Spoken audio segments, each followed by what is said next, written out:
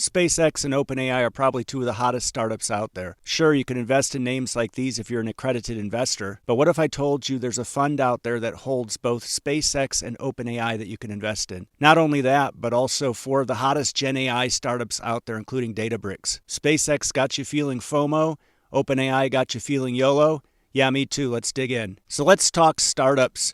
We've been covering startups for over a decade now, probably covered 1,000 names. And the basic idea is this. You have a founder who has an idea. They convince VCs to invest.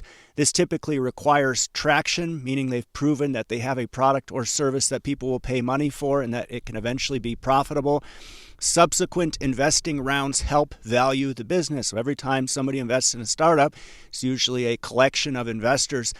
They'll ascribe a certain value to the business. That goes up. If it doesn't, that's called a down round. And just remember, 9 out of 10 startups are going to fail. So VCs invest, those are venture capital firms, invest with the intent of capitalizing on an exit event. That could be an M&A event or an IPO. Now, SPACs bypassed this crucial valuation step, and we see what happens when we let the market run amok. So there are ways to invest in startups. You can become a limited partner, what they call an LP, but you have to have loads of money and connections. Just being an accredited investor isn't enough. Some funds out there hold startups. We've covered them, such as Bailey Gifford U.S. Growth Trust, which allows you to purchase some shares in SpaceX. You have a Scottish Mortgage and their ilk. Secondary markets offer shares. These are typically platforms that require you to purchase equity in startups using large chunks of cash. You need to be accredited. Most retail investors can't navigate this because even if you do invest in one or two startups, then you typically won't have that inside information that you need that most VCs get that tells them where the company is going.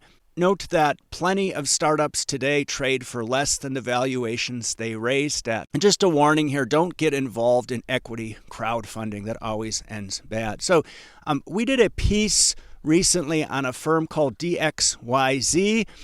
We said here that this might be one of the most ludicrous overvaluations since VinFast. And since we did that video, just 4 months ago, shares have dropped 91%. Always make sure to compare the net asset value of a fund to the current price.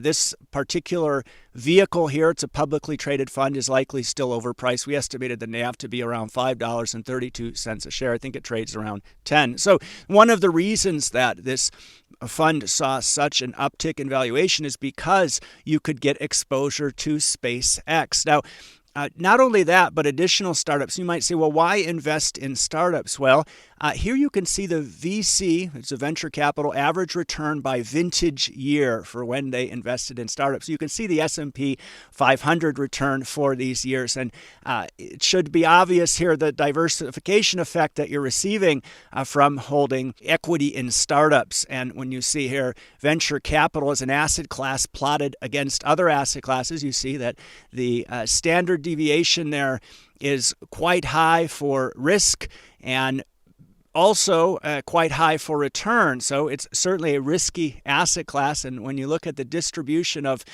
U.S. venture outcomes over the past decade, this is a great chart here. You could see that over half of all startups invested in either returned money or less than what you invested in. So if you're investing in just one startup, there's a 50% chance that you'll get your money back. Otherwise, you might get back less. You see here that the big wins are those, the 5, 10x, 20x, or greater than 20x. That's these tailwinds are what give venture capital funds their real returns. Now, things to consider. VCs are going to throw money at anything that moves during peak hype. So valuations for anything generative AI right now are probably pretty rich. There's a very high failure rate among startups, which isn't really obvious unless you take a look at the hard numbers.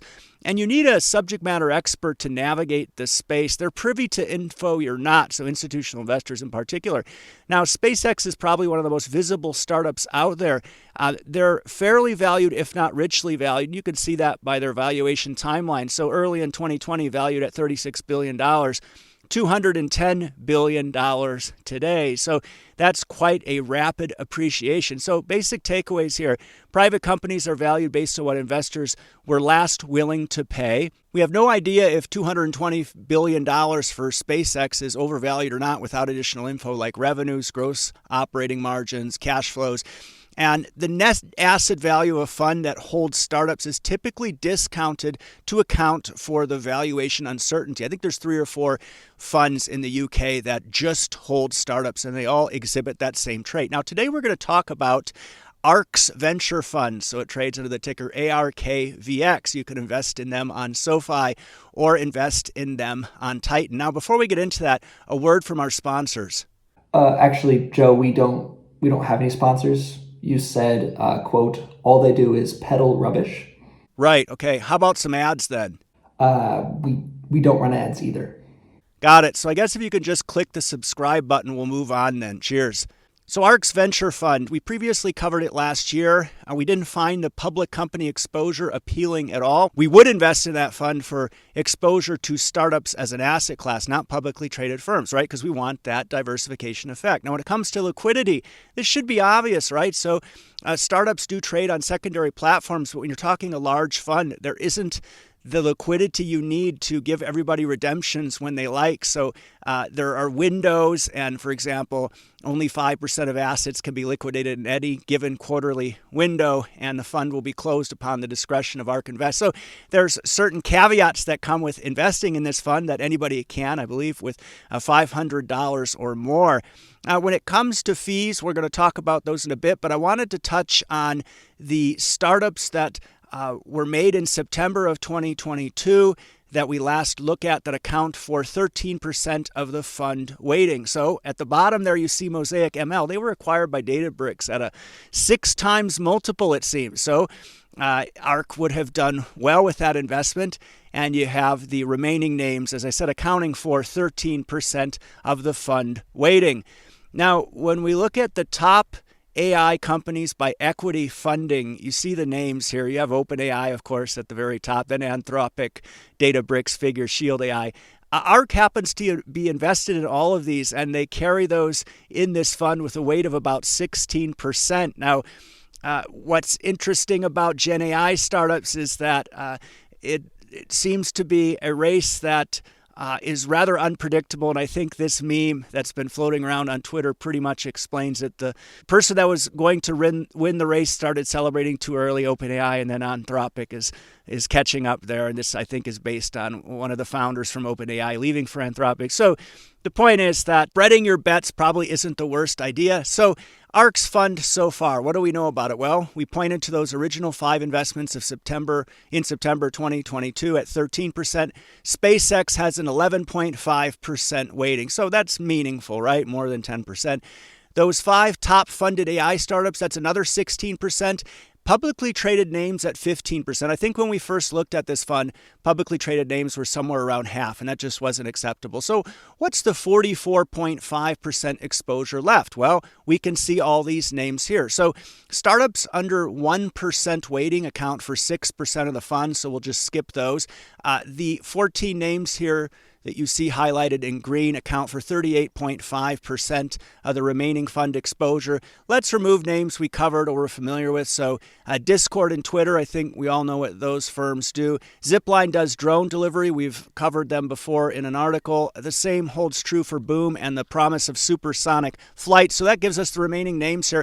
I'm not going to go through each one. I think the first one here, Relation Therapeutics, is rather interesting. It's new on our radar. We cover a lot of AI drug discovery startup, so that's certainly one that's interesting. I was surprised to see so much gaming stuff and platforms dependent on Roblox. I don't think that's a good idea when your entire business is dependent on the platform of another company, but ARK seems to think that's a good thing, at least in several cases here. So when you're looking at the performance of this fund, and everybody's inevitably going to want to look at that, it's measured in net asset value. So how this works is that these startups, as I said, when there's an investment round, then a new valuation is ascribed to them. Until then, the last investment round dictates the current valuation. So if there's another round and it's valued at less, they call it a down round, it's bad. So this value of the fund, net asset value, is going to be a little bit outdated because there isn't liquidity there. And also you have $64 million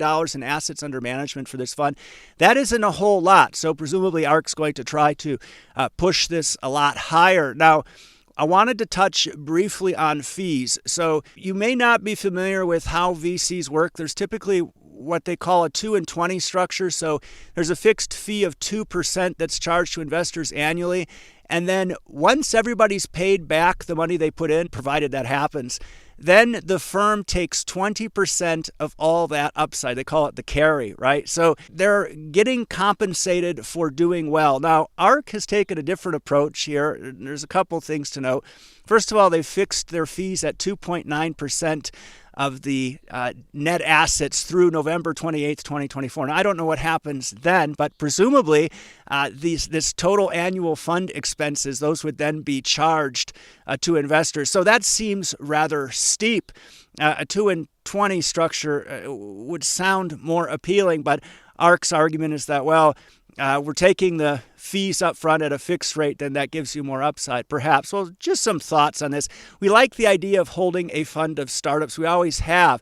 However, what's out there isn't overly appealing. ARK's fees seem rather steep after that rebate expiration. Who knows if they'll roll that rebate going forward. We don't like the 15% exposure to publicly traded firms. That's still high. Like to see that under 10%. Perhaps some not to exceed commitment, because the whole reason we're investing in this asset class is for the diversification effect and, of course, the possible upside.